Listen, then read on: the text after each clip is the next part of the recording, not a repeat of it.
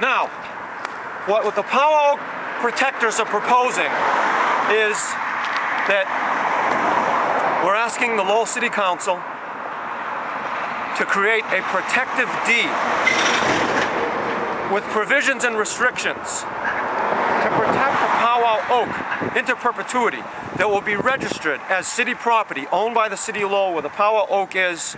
They will be registered with the Registry of Deeds down at Richard Howe's office down Gorham Street, so that forever people will know legally that this tree is a protected shade tree that exists on city property with its own deed and its own address between 286 and 268 Clark Road.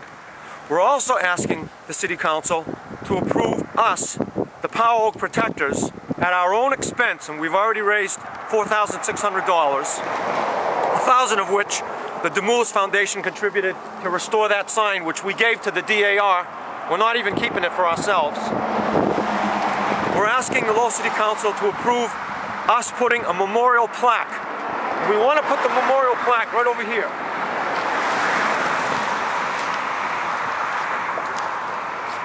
We want to put it right there on this side of the wall, so that when people walk by here or drive their cars or ride their bikes and they stop and they see the sign, they read it, they look at the tree, they can see the plaque and they can get all of the information and all of the history and all of the legal status concerning this land and this tree that is not on that sign. Now, we love that sign, and that sign should stand forever. And hopefully the Daughters of the American Revolution in Concord will restore it soon through Hammersmith Studios. But the problem is that when you read that sign, you don't know any of this other stuff. And what this other stuff is that this tree is now registered in Washington, D.C. as a National Historic Tree.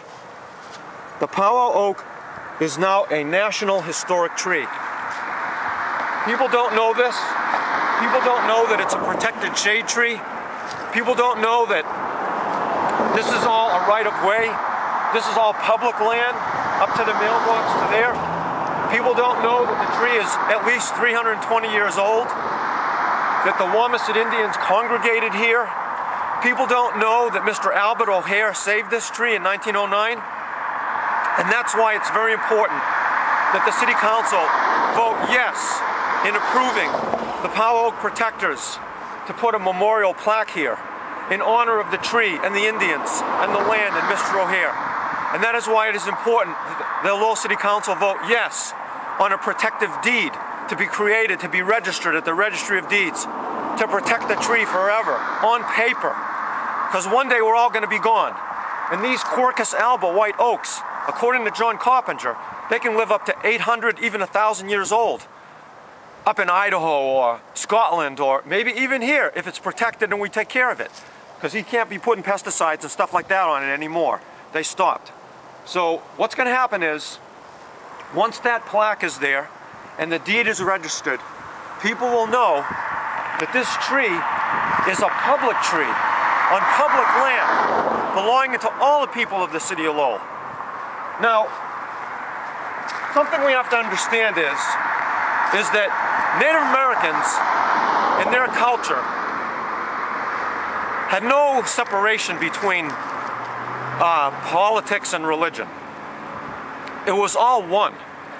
And as modern knowledge has proven, as modern physicists like Heisenberg and the Danish physicist Niels Bohr, through quantum mechanics, and as the great French mathematician Mandelbrot has proven through the most modern form of mathematics, fractalic mathematics, both of these sciences which they teach at UMass Lowell in the North Campus. And as the Dalai Lama has stated in many of his modern books over the years, that the Buddhists have always known, that reality is a unified field. This is what Einstein was working on before he died. Reality is a unified field. All is one. You cannot separate the branches from the trunk, from the roots, from the air, from the sun, from the water, from the land. The Native Americans held all of this sacred. This was all one to them. And so As Joseph Campbell might have said, who was a great knowledgeable man who knew about mythology. Joseph Campbell is probably one of the greatest mythologists that ever lived. He would call this a doorway to the divine. Now, this tree is a Native American sacred symbol. It is their holy living icon. It is their doorway to the divine. You and I both know that if I or anyone else were to go down to the Immaculate Conception Church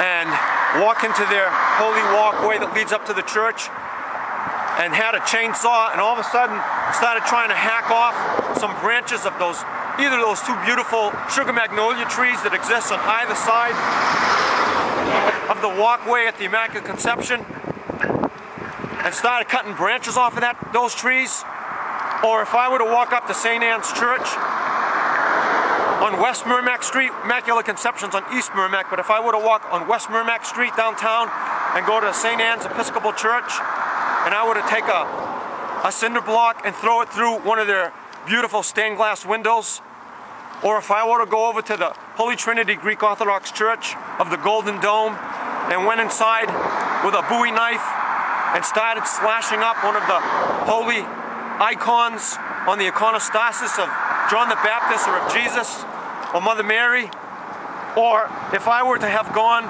over to Centerville and gone over to St. Michael's and with a sledgehammer knocked off one of the arms of the statue of Jesus in front of St. Michael's, or if I were to go over to Temple Emmanuel with a monkey wrench and knock off one of the candelabras from the Holy Menorah, or if I were to go into the sacred Buddhist temple in the Highlands, the Cambodian Buddhist temple, with a can of spray paint, like somebody did to this sign, and spray painted silver all over a holy statue of Avalokitesvara or Nagarjuna or Gautama Siddhartha Buddha himself, if I were to do that, or if I were to go into the Islamic mosque over in Stedman Street and spray paint all over their walls, you know that one of Lowell's finest would be on the scene in 15 minutes, and